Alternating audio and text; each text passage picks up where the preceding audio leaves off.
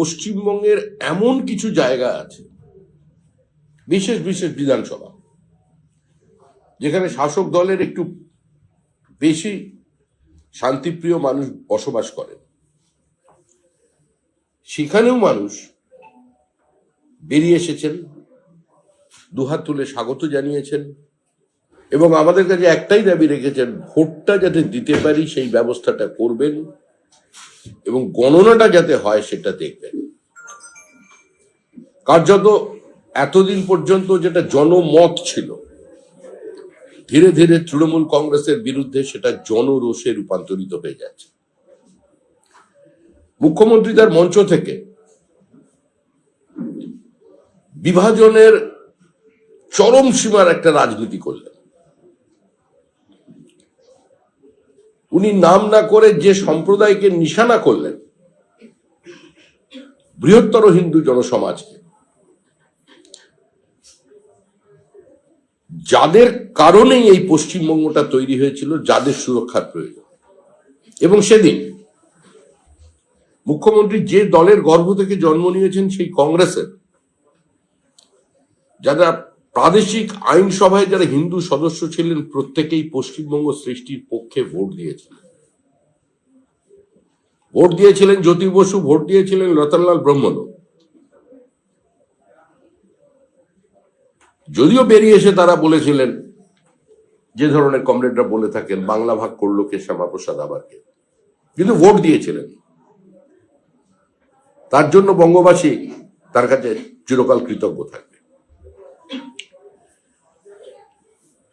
সারা পশ্চিমবঙ্গে বিভিন্ন জায়গায় যাত্রাকে কেন্দ্র করে গ্রামে বিজেপির উপরে হামলা চলেছে, এসআইআর নিয়ে চলেছে, কিন্তু মানুষও দৃঢ় প্রতিজ্ঞ। মানুষের কাছে এটা প্রতিষ্ঠিত হয়ে গেছে যে যতই করো হামলা, বিজেপি জিতবে বাংলা। কোনো আক্রমণ, কোনো ভীতি প্রদর্শনের কাছে পশ্চিমবঙ্গের মানুষ আর মাথা নোয়াবে না।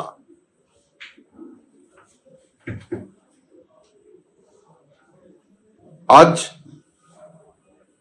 সারা রাজ্যে যে পরিবেশ তৃণমূল কংগ্রেস তৈরি করেছে,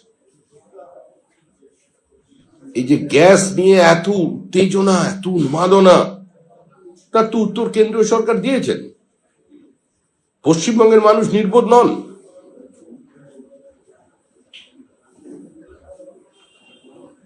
আজকে যেটা চলছে গোটা পৃথিবী জুড়ে, ওখানে দেওয়ালির বাজি ফাটছে না। হরমুজ প্রণালীতে কি হচ্ছে পশ্চিমবঙ্গের সচেতন মানুষ জানেন। আমাদের পেট্রোলিয়াম মন্ত্রী হরদীপ সিং পুরী জানিয়েছেন কিভাবে দেশের প্রধানমন্ত্রী অত্যন্ত ধৈর্যশীল এবং যোগ্য নেতৃত্বের মধ্যে দিয়ে এবং তার কূটনৈতিক সাফল্য আজকে ভারতবর্ষকে ভিন্ন একটা পথের ব্যবস্থা করে দিয়েছে, নতুন রুট তৈরি করেছেন, সেখান দিয়ে জ্বালানির ব্যবস্থা হচ্ছে। সুতরাং দেশের কোন আভ্যন্তরীণ বিশেষ সমস্যার ক্ষেত্রে, যেখানে প্রশ্নটা কোনো রাজনৈতিক দলের নয়, কোনো সরকার নয়, সামগ্রিকভাবে দেশবাসীর একটা বিশেষ পরিস্থিতি, সেই পরিস্থিতিতে নিয়ে রাজনীতি যারা করছেন, মানুষ তাদের প্রত্যাখ্যান করবেন এবং করে চলেছেন।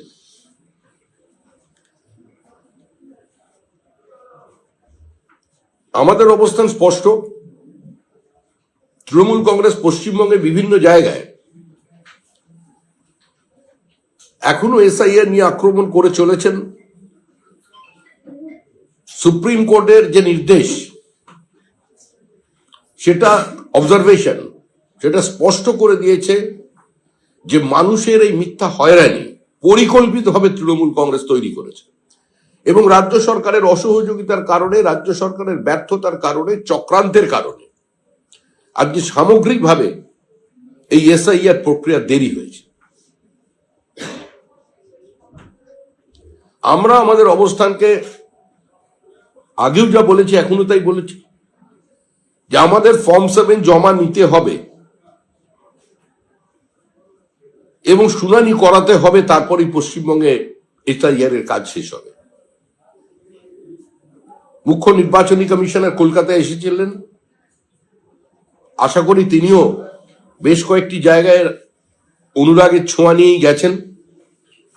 তিনি বুঝতে পেরেছেন যদি তার সঙ্গে এরকম হয় তাহলে প্রকৃত পরিস্থিতিটা কি পশ্চিমবঙ্গে চলছে সেটা প্রত্যেকের জানা। আবার এখন শুনছি নতুন গল্প, পশ্চিমবঙ্গ থেকে গিয়ে তারা তৈরি করে দিয়েছেন নো কনফিডেন্স মোশন। এখন যেটা হচ্ছে মোশন আর ইমোশনের লড়াই। এই ইমোশনটা মুখ্যমন্ত্রী কাদের জন্য?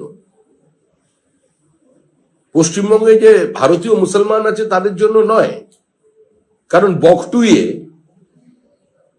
মুসলিম মহিলা এবং শিশুকে জীবন্ত পুড়িয়ে মেরেছে। গত 3 বছরে যত রাজনৈতিক খুন হয়েছে 95% মুসলমান। রাজ্যব্যাপী এই যে সংখ্যালঘুদের মধ্যে তিনি বিদ্বেষের বিষ ছড়াচ্ছেন, এবং যেটা করলেন মঞ্চের উপরে দাঁড়িয়ে, যে আমাদের সরাসরি বলে দিলেন যে বৃহত্তর হিন্দু জনসমাজ যেটা আছে তারা দাঙ্গাবাজ। মানে মুখ্যমন্ত্রী না থাকলে পশ্চিমবঙ্গে মুসলমানরা বেঁচে থাকতে পারবে না, তাদের 1 মিনিটের মধ্যে নাকি শেষ করে দেওয়া হবে। তো আমাদের রাজ্য তো এরকম ছিল না, এটা তো আমাদের চেনা রাজ্য নয়। আমাদের কবিরা তো কবিতা লিখেছেন, তোমরা আমার বটের ঝুড়িতে সুতো বাঁধো, আমি তোমাদের পীরের দরগায় চিরাগ জ্বালি। এটাই তো আমাদের চেনা পশ্চিমবঙ্গ।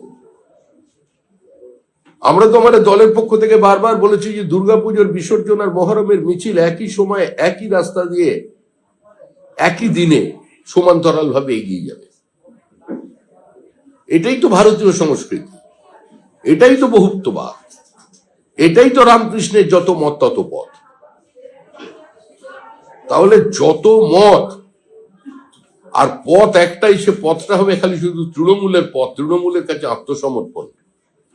এই বাধ্যতার সংস্কৃতি থেকে মুক্তি দিতেই আজকে পশ্চিমবঙ্গবাসী তৎপর হয়েছে। দেখুন, নির্বাচনে তৃণমূল কংগ্রেস চলে গেছে, তৃণমূল কংগ্রেস আর নেই। তৃণমূল কংগ্রেসের বক্তব্যের কোনো গ্রহণযোগ্যতা, কোনো প্রতিষ্ঠা জনমনে নেই, এবং আমরা মনে করি না তৃণমূলের কোনো সমস্ত কথার উত্তর দেবার কোনো প্রয়োজন আছে, বিবৃতির প্রতিক্রিয়া দেবার কোনো প্রয়োজন আছে। কারণ রাজনৈতিক দল চলে মানুষকে সঙ্গে নিয়ে। যেখানে মানুষই আগ্রহ হারিয়ে ফেলেছে, যেখানে মানুষই তাদের বক্তব্য শুনছেন না, তো সেখানে তাদের আক্রমণ করে বা তাদের কোনো অভিযোগের প্রতিক্রিয়া দিয়ে তো কোথাও কোনো লাভ নেই।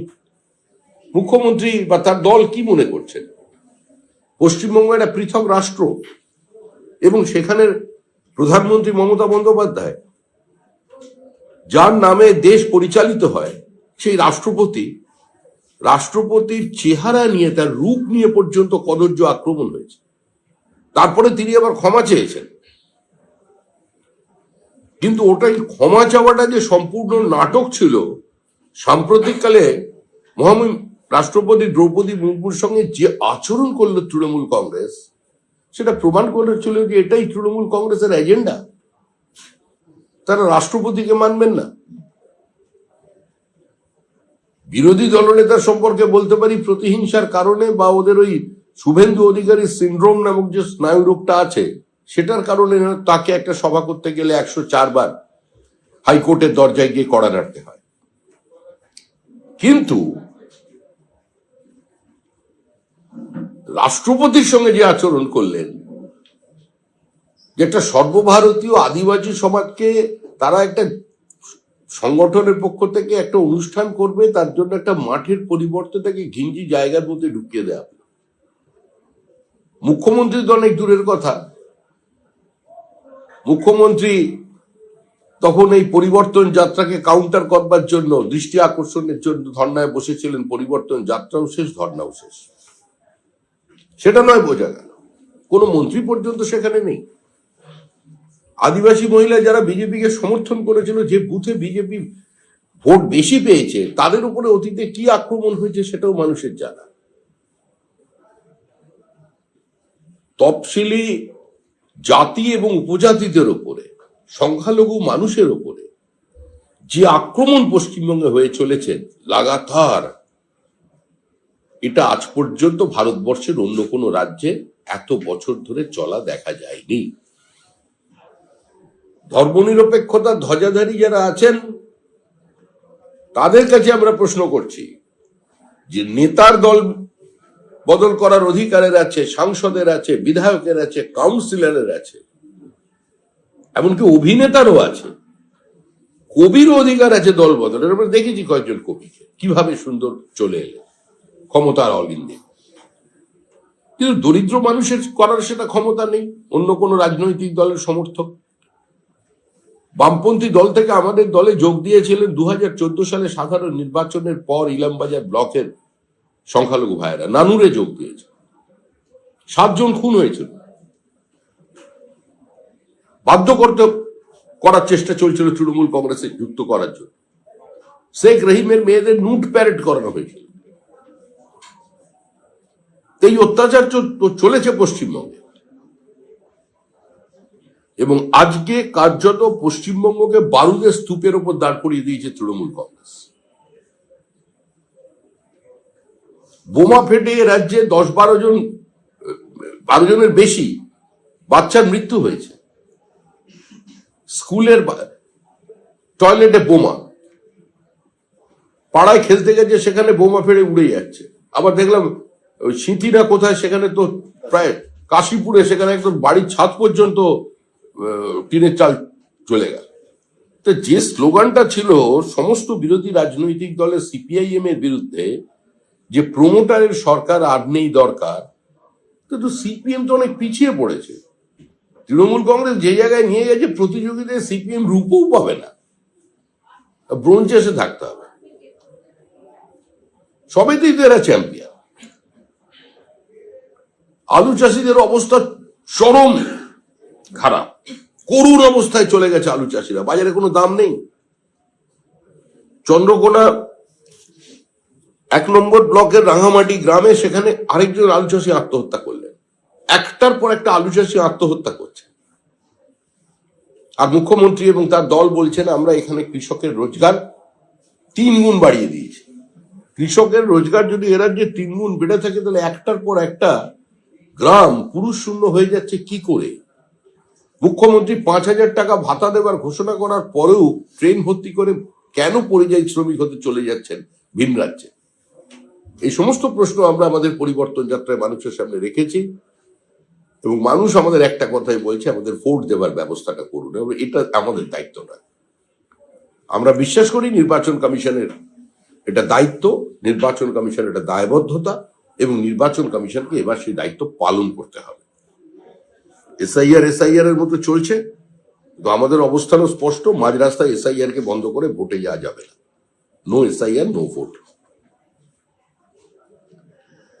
আর আগামীকাল দুপুর 1টা ব্রিগেড প্যারেড গ্রাউন্ড, আসমুদ্র হিমাচলের মানুষ যারকে বিশ্বাস করেন, যার উপর ভরসা রাখেন, পৃথিবীর জনপ্রিয়তম রাজনৈতিক ব্যক্তিত্ব, দেশের প্রধানমন্ত্রী শ্রী নরেন্দ্র মোদীজির সভা। এই সভায় সংবাদ মাধ্যমের মধ্যে দিয়ে এবং আপনাদের সমস্ত সাংবাদিককে আমরা কালকে ব্রিগেড প্যারেড গ্রাউন্ডে আমন্ত্রণ জানাচ্ছি।